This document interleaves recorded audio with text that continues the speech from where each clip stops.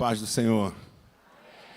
Deus é bom e sua misericórdia dura para sempre. Bom estar aqui. Abra sua Bíblia. No Evangelho de Jesus Cristo escreveu o doutor Lucas. O capítulo é o de número 5. Glória ao nome de Jesus.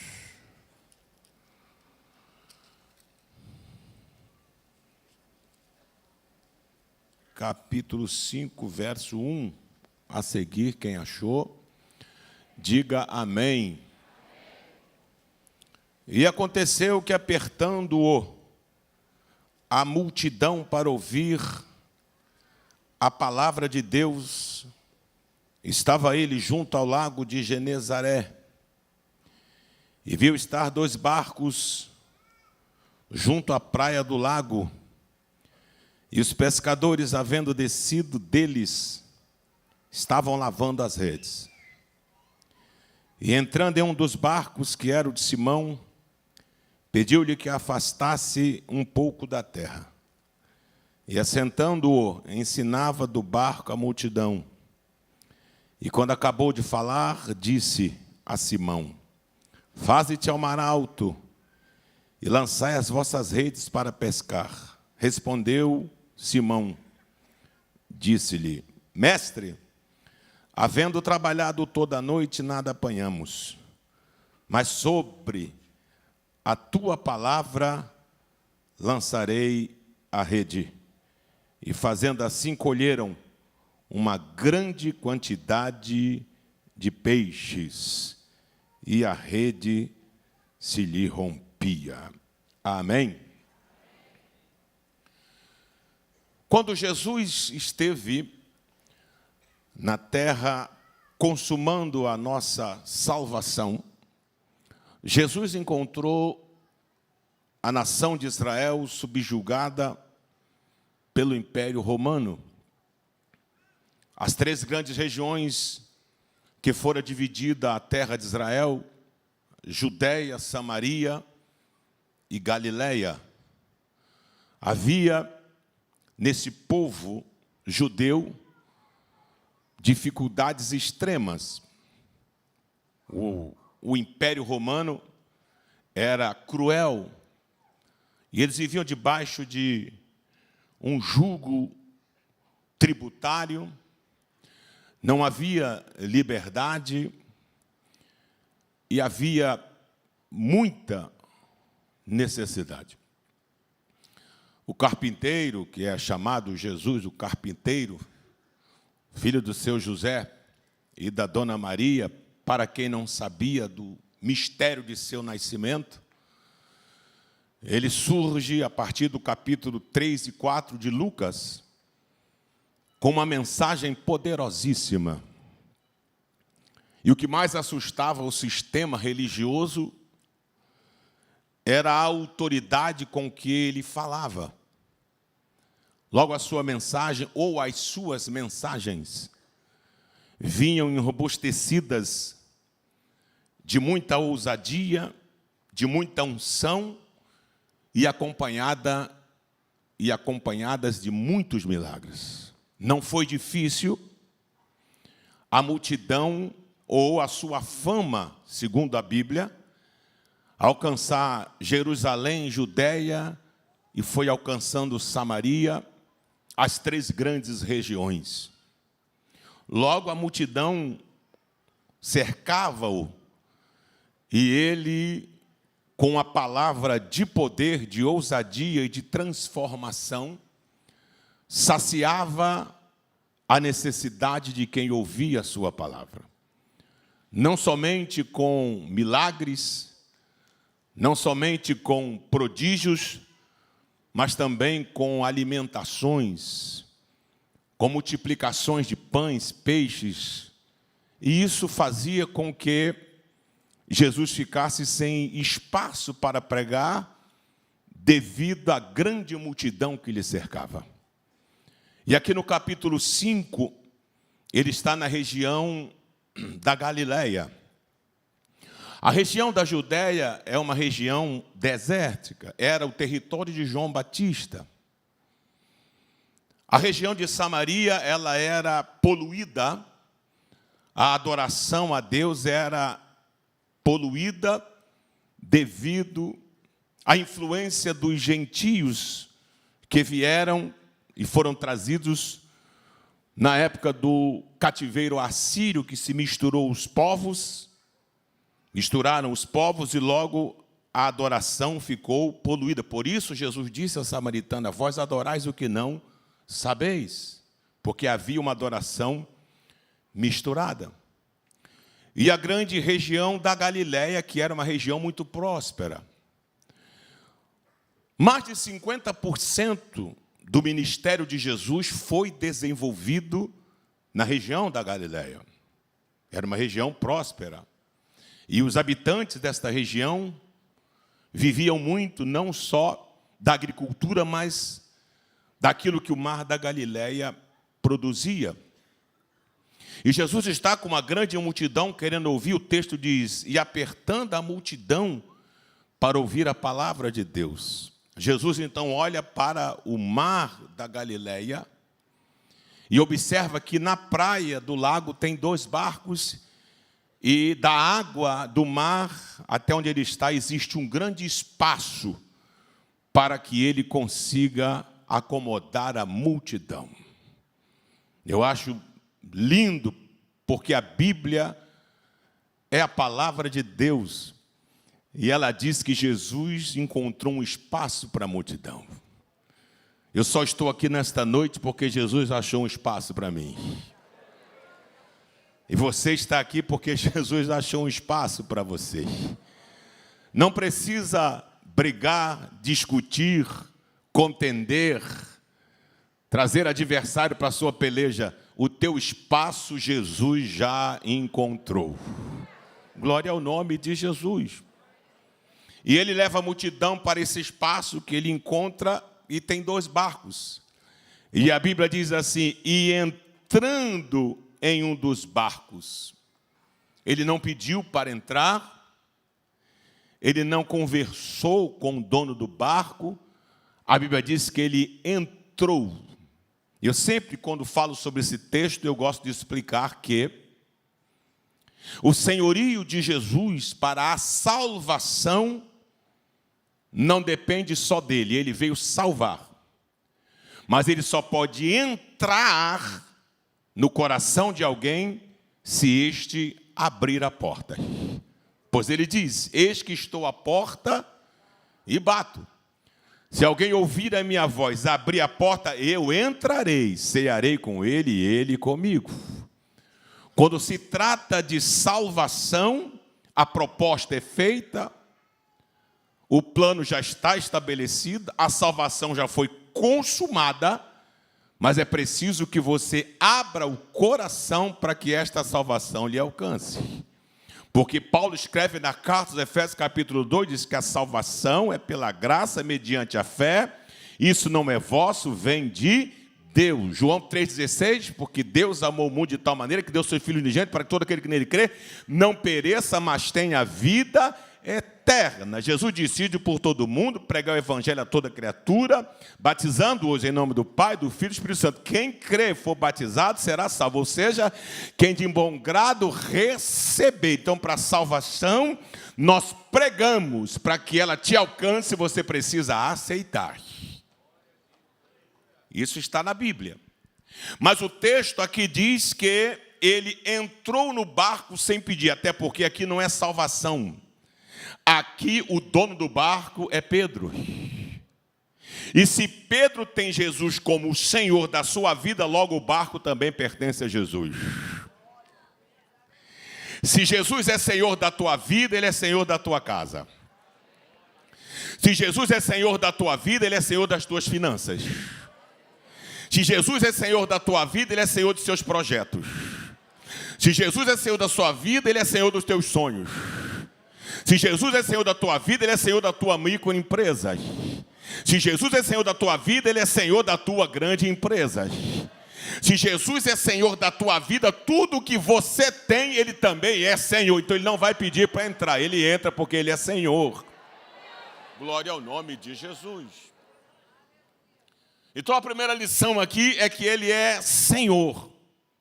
E quando Ele é Senhor da nossa vida, tudo que nós temos pertence a Ele. Porque Ele é Senhor. Ele não é só Senhor para que eu possa pedi-lo. Ele não é só Senhor para que eu possa de joelhos clamar e Ele me ouvir. Ele é Senhor para ser Senhor de tudo aquilo que eu tenho. Glória ao nome de Jesus.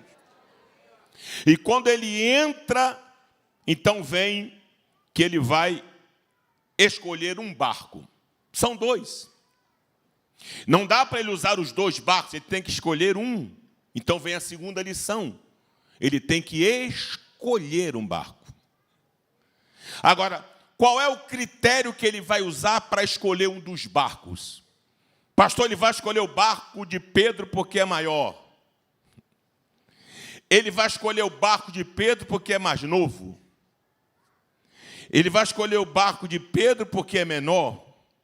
Ou ele vai escolher o barco de Pedro porque é um barco bonito. A escolha de Deus não traz meritocracia. A escolha dele é soberana. Ele escolhe quem ele quer. Ele usa quem ele quer. Ele não vai escolher o barco por causa do barco. Ele vai escolher o barco por causa do dono do barco. Ele não escolheu a tua casa porque ela é a mais bonita do bairro. E nem tampouco porque ela é a mais nova da rua. Ou porque ela tem um estereótipo que chama atenção. Ele escolheu a tua casa por causa de quem mora na casa. Até porque ele não tem obra para realizar nas paredes. Quem faz obra nas paredes é pedreiro. Jesus faz obra no coração de quem habita na casa. Glória ao nome de Jesus. Bendito seja o Deus Todo-Poderoso. Glória ao nome de Jesus. Glória ao nome de Jesus. Glória ao nome de Jesus. A sua escolha, ela é soberana. A escolha de Jesus, para mim, a escolha de Jesus em você é indiscutível. Ninguém pode discutir ou contestá-la. Por quê? Porque Ele escolhe quem Ele quer. Glória ao nome de Jesus. Ele escolhe com a sua soberania. Dá uma olhadinha para ele. Você acha que alguém ia me escolher? Fica de frente para o seu espelho. Você acha que alguém ia te escolher? Mas ele bateu o olho em você e disse: eu quero você. Glória ao nome de Jesus. Você até questionou, mas logo eu, Senhor, é você mesmo. Mas Senhor, eu tenho, olha, eu sou assim, assim. Aí você fez uma lista de defeitos. E quando apresentou para ele, por certo, ele deve ter dito a você: você esqueceu de outros. Tem muitos defeitos que você tem e você ainda não percebeu. Mas eu não estou te escolhendo porque você tem menos defeitos ou porque você tem mais defeitos. Eu estou te escolhendo porque eu sou soberano na escolha. Glória ao nome de Jesus. Oh, bendito seja o Deus Todo-Poderoso. Glória ao nome de Jesus. E Ele escolheu para que te fez, ou para te fazer promessa. Nós vivemos num período de que o que mais temos são hinos de promessas.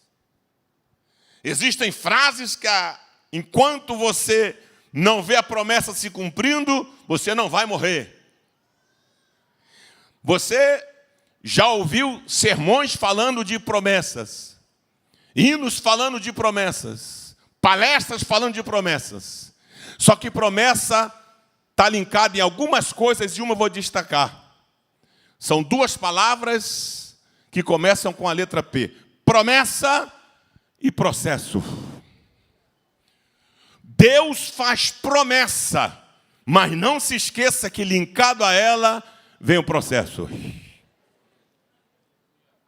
Quem não está disposto a passar pelo processo não pode receber a promessa. Agora, não se espante. o mesmo Deus que te fez promessa é o mesmo que vai passar com você no processo. Glória ao nome de Jesus. Vou repetir. O mesmo Deus que lhe fez promessa é o mesmo Deus que vai passar com você no processo. Glória ao nome de Jesus de Nazaré. Capítulo 12 do Gênesis. Deus escolhe Abraão e faz promessa. E quando ele acaba de fazer a promessa gigantesca, Abraão lhe oferece uma oferta. No capítulo 15, Jeová vai detalhar a promessa. E quando Jeová detalha a promessa, lá um absurdo a promessa. Abraão oferece sacrifício a Deus, e a Bíblia diz que Deus recebe, sela a promessa, agora você vai para o processo. O processo é de acordo com o tamanho da promessa. Promessa grande, processo longo. Bendito seja o Deus Todo-Poderoso.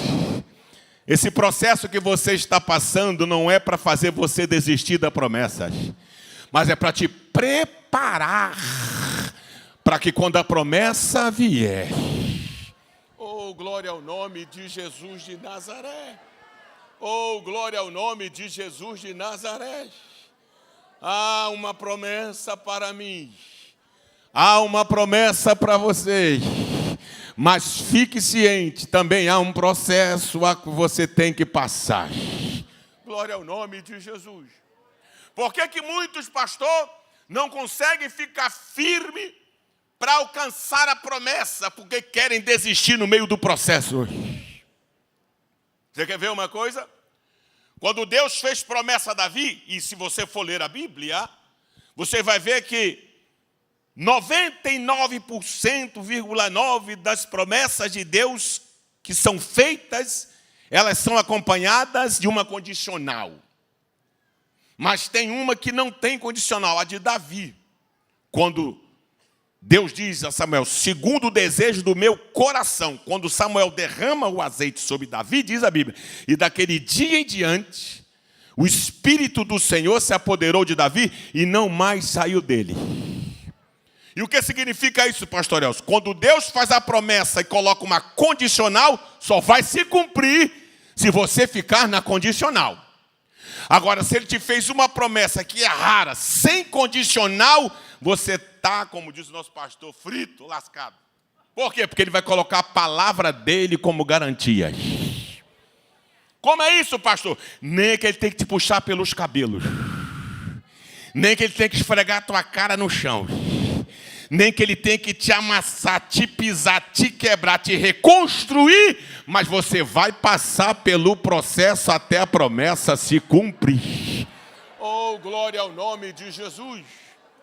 Quando Davi recebeu a promessa, passou no processo, e quando lá estava no auge de sua vida, que ele cometeu aqueles 2 delitos terríveis, que foi cair com a mulher de Urias e ainda mandar matá-lo, Davi foi à lona, repreendido por Deus, o diabo triunfando, achando que tinha vencido, tinha acabado com o rei. Davi disse, Senhor, que foi? Eu lhe peço 3 coisas. Não me interessa trono, glória, honra, fama, ouro, prata, e nem o reino, mas não retires de mim o teu Espírito Santo. Cria em mim um coração puro e renova em mim um espírito reto para eu não pecar contra ti. Quando o diabo pensou que Davi ia se rebentar, Jeová virou e disse, Satanás, eu vou cobrar de Davi tudo o que ele fez, mas não retiro da vida dele uma vírgula da minha promessa. E tem mais, o reino dele será eterno. Oh, glória ao nome de Jesus. Oh, aplauda mais forte. Você vai vencer esse processo. Você vai vencer esse processo. Esse processo não vai demorar, você vai vencer, porque aquele que te escolheu. Oh, glória a Deus. Ele escolheu o barco por causa do dono do barco. e disse para o dono do barco: afaste um pouquinho da terra. O que levou Jesus a escolher aqueles homens? A Bíblia diz que eles tinham pescado a noite toda, não tinham pego nada, mas lavavam as redes. Veja o zelo que eles tinham com a ferramenta de trabalho. Não pegamos nada, não pegamos nada, mas não vamos guardar a rede suja. Nós vamos limpar as redes para guardá-las limpas, porque amanhã nós vamos voltar. E ferramenta suja não serve. O zelo que eles tinham com a ferramenta de trabalho traz para nós uma grande lição. Se ainda não deu certo, não despreze a ferramenta. Se ainda não foi, dessa vez, preserve a ferramenta. Eclesiastes 10:10 diz assim: se o ferro do machado estiver embotado, é preciso afiar o corte, porque senão vai ter que fazer muita força. O que significa isso? Eu tenho uma ferramenta. Deus me deu uma ferramenta. Deus lhe deu uma ferramenta. E como eu faço, pastor? Você deve zelar por ela. Se você não zelar pela ferramenta que Deus te deu, você não terá êxito na tua caminhada. Por isso que tem muita gente fazendo muita força, porque o ferro do machado está embotado. E se não afiar o corte, vai fazer muita força. E não é por força e nem por violência, mas pelo meu espírito, diz o Senhor. E a Bíblia diz que Jesus disse: afasta só um pouquinho da terra. Aí o Pedro afastou um pouquinho da terra e Jesus ficou do barco ensinando a multidão na praia. E do barco ele falava nas águas rasas. E a multidão ouvia as suas palavras. A vida em Jesus Cristo não começa nas águas profundas. A vida em Jesus começa nas águas rasas. A pressa de querer ir para as águas profundas pode fazer você morrer afogado. A vida em Cristo Jesus começa nas águas rasas. A Bíblia diz assim: na verdade o teu princípio terá sido pequeno, mas o teu último estado aumentará sobremaneira. Melhor é o fim de todas as coisas do que o começo delas. Eu sempre, quando falo a respeito de crescimento, eu sempre digo esta frase: quem nasce grande é monstro. Quem nasce grande é monstro. Meu Deus, parece um monstro, nasceu grande, não tem mais para onde crescer. Projetos nascem pequenos. Sonho, pequeno. Chamada, pequena. Projetos, pequenos. Mas com Jesus, não continuarão pequenos. Glória ao nome de Jesus. Oh, glória ao nome de Jesus. Nas águas rasas, você vai ter o aprendizado para alcançar as águas profundas. Olha o que diz Ezequiel: um varão passou por mim com um cordel de medir, mediu 1000 côvados. 1000 côvados dá quase 1000 metros. E me fez passar pelas águas. Quando eu passei, elas estavam nos artérios, dedos rasas.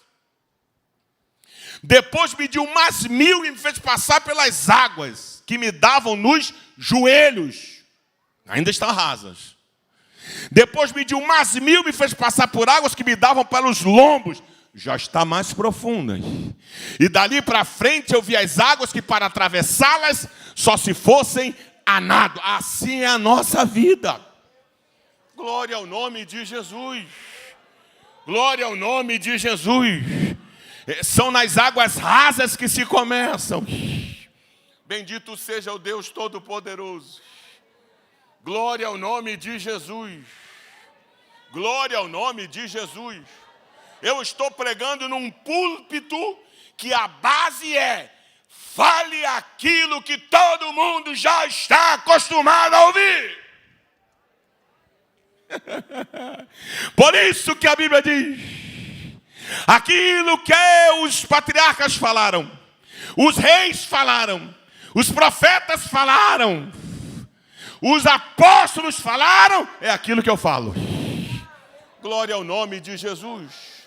A profundidade de um sermão está na sua simplicidade. Quanto mais simples, mais alcança os ouvidos dos necessitados. Oh, bendito seja o Deus Todo-Poderoso. Não caia na conversa fiada. Venha ouvir o que você nunca ouviu. Eu não quero ouvir aquilo que eu nunca ouviu. Eu quero ouvir o que Abraão falou, o que Jacó falou, o que Isaac falou, o que Davi falou, o que Salomão falou, o que Isaías falou, Ezequiel falou, Jeremias falou, Paulo falou, Pedro falou, Tiago falou. Jesus continua falando. Águas rasas para eu chegar às águas profundas. Oh, glória ao nome de Jesus. Agora veja como é você ouvir e aprender em águas rasas. Quando Jesus acabou, está escrito: e acabando Jesus de falar, disse: faze-te ao mar alto e lançai as vossas redes para pescar. Respondeu Simão. Disse-lhe Simão: mestre, é mestre. Senhor para entrar e para aprender é mestre. Veja como é que as águas rasas traz ensinamento. Mestre, havendo trabalhado toda a noite, nada apanhamos. Ponto, vírgula. Mas, porém, entretanto, todavia, eu estou aqui lhe ouvindo. Eu estou aqui aprendendo. Em outras palavras, Pedro está dizendo: cheguei a uma conclusão. Qual foi, Pedro? É que trabalhar a noite toda sem a tua palavra é uma coisa. Ora, machuri, canta. Agora, abastecido por elas, alimentado por ela, eu vou de novo. Eu estou pregando nesta noite uma mensagem profética. Você já tentou várias vezes, não deu nada. Já foi várias vezes, a porta não se abriu. Já pediu várias vezes, não foi ouvido. Mas nesta noite faça como Pedro. A noite toda trabalhamos, não pegamos nada. Mas, porém, entretanto, todavia, sobre a tua palavra lançarei a rede. Eu vou tentar de novo, mas vou agora. Alicerçado, abalizado, selado, cheio, impactado, revelado pela sua bendita e pela sua. Você pode adorar a palavra de Deus, palavra poderosa. Oh, glória ao nome de Jesus. Oh, mistura com aleluia. Mistura com glória a Deus. É a palavra que faz. É a palavra que abre. É a palavra que transforma. É a palavra que opera. É a palavra que regenera. É a palavra que muda. É a palavra que molda. É a palavra que cura. É a palavra que vivifica. É a palavra que santifica. É a palavra que vê. É a palavra que prevê. É a palavra que move. É ela que comove. É ela que remove. É ela que abrange. É ela que estende. É ela que alcança. É ela que dá. É ela que tira. É ela quem vela. É ela que revela. É ela que diz. É ela quem prediz. É ela que tem. É ela que contém. É ela que retém. É ela que vem. É ela que faz, refaz. É ela que levanta, que abate, que sara, que cura, que molha, que incendeia.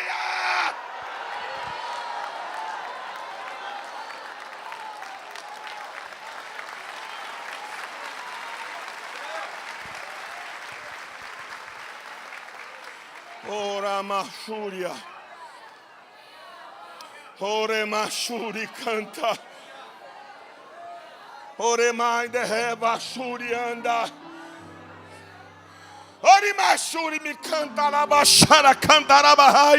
Você pode adorar o Deus da palavra. Você pode adorar o Deus da palavra. Estou caminhando para o fim. Você pode bendizer o Deus da palavra. Oremashuri canta. Quantos barcos tinham na praia, irmão? Quantos barcos tinham na praia? Quantos barcos tinham na praia? Jesus escolheu quantos? E diz a Bíblia que o Pedro lançou a rede. Mas eram tantos peixes. Que a rede se rompia. Em João, a pesca milagrosa, a rede não se rompeu. Eram 153 grandes peixes. Significa que era para a rede se romper. Ela não se rompeu. Mas aqui, ela vai se romper. Mas por que aquela se rompe em João da pesca milagrosa não se rompe, na maravilhosa se rompe? Porque aqui são dois barcos. Ele entrou no de Pedro. Não significa que ele não ia usar o outro. Quando a rede se rompe, que os peixes vão voltar para o mar, Jesus se chama o outro barco. Não é meu feitio. Mas diga para o irmão do lado, Deus já vai usar o outro também. Deus não quer usar só a mim. Deus quer usar você também. E a Bíblia Sagrada diz que o barco encostou e foram enchendo. Diz a Bíblia, não eu, que eram tantos peixes, mas tantos peixes, que os barcos quase iam a pique. Que significa quase que os barcos afundavam. Vou repetir. Quase que os barcos afundavam. Deixa eu falar para você, crente, que está aqui fraquinho. Crente quase se desvia. Crente quase para. Eu vou parar, porque eu quase. Quem para, não diz que vai parar.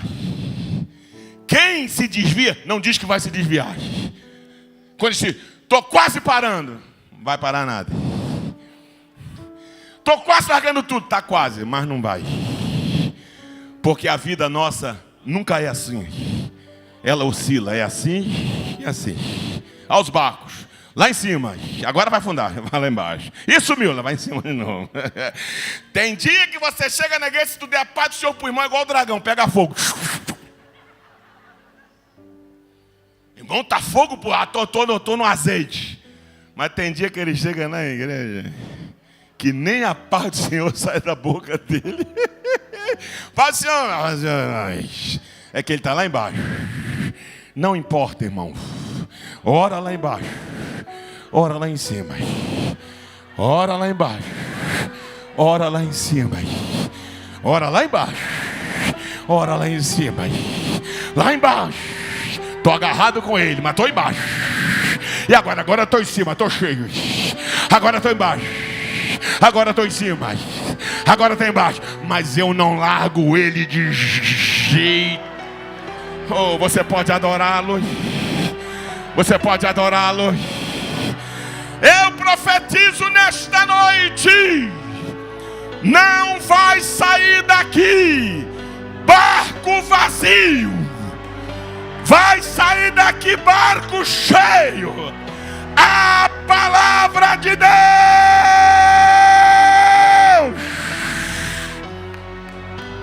Aplauda ao Senhor bem forte.